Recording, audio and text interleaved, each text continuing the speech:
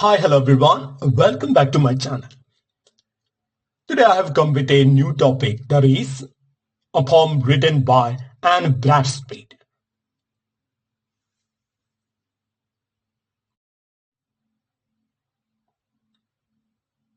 The Prologue, 1650, Bradstreet, 1612-1672. Bradstreet's work, The Prologue, is a groundbreaking feminist self-defense written under Puritan modesty. Through humility, wit, and irony, she reclaims intellectual space for women, asserting their creativity knows no gender.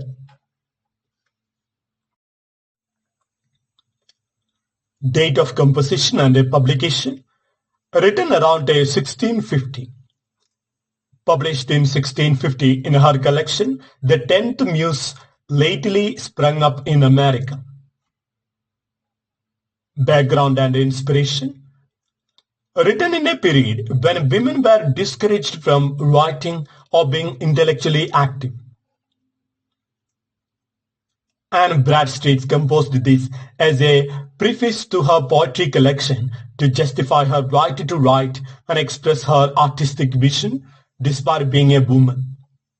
It serves as both an apology, that is in the classical sense, that means a defense, and a manifesto for women's creative intellect.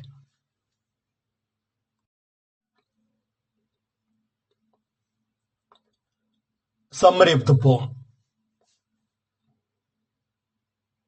The prologue by Anne Bradstreet begins modestly, acknowledging her limitations as a poet and saying she does not aim to write of grand topics like wars or kings. She focuses instead on smaller personal subjects, a humble stance that was expected of women writers. She anticipates criticism, knowing that men would dismiss her work or attribute any success to chance or theft. Despite this humility, she subtly asserts her intellectual ability and questions male superiority in art and learning. The poem ends with an irony, asking men to at least acknowledge women's inferior effort rather than mock them, revealing her awareness of gender injustice.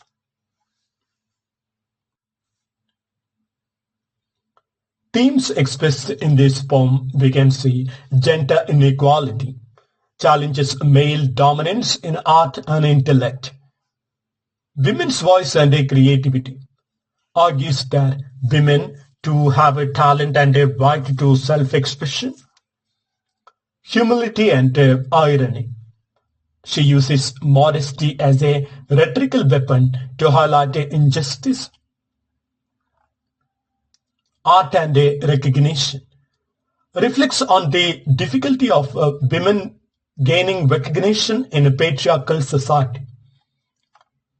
Self-awareness balances between sincere humility and a subtle feminist resistance. The tone of the poem, at first humble and self-deprecating, but it gradually becomes assertive and ironic, reflects both a frustration and a quiet confidence. Structure and a form of the poem, written in iambic pentameter, consists of 7 stanzas of 6 lines each. That means 42 lines in total. Rhyme scheme is ABABCC, a common structure in neoclassical poetry. Style is graceful, balanced, and controlled, showing Bradstreet's mastery of poetic form.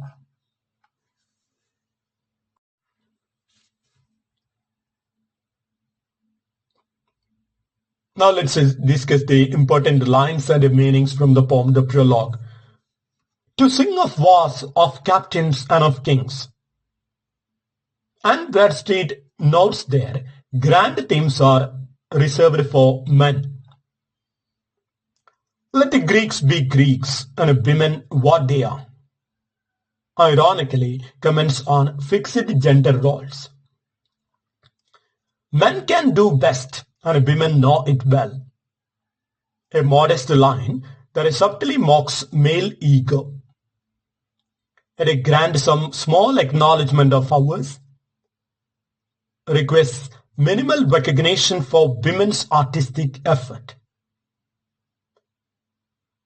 This mean and unrefined awe of mine.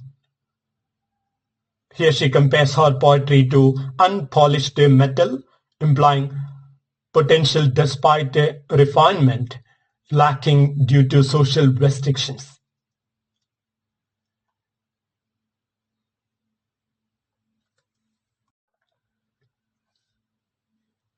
Now let's talk about the symbols used in the poem. First of all, ore or metal symbolizes her raw talent awaiting refinement and recognition. Wars and kings represent male-dominated subjects and literary authority. Greeks is a symbol of classical learning and patriarchal tradition. Muse represents inspiration, often denied to women. Literary significance of the poem. One of the earliest feminist poems in English literature, it questions the patriarchal constraints on female education and creativity. It establishes Bradstreet as a precursor to feminist literary tradition centuries before the coming of Mary Wollstonecraft or Virginia Woolf. It shows how humility can serve as a rhetorical disguise for rebellion. Contemporary relevance of the poem. The poem is still studied as a landmark text in early feminist literature. It resonates with the modern discussions about gender, authorship, and recognition. It highlights how subtle protest can exist even within traditional forms and constraints.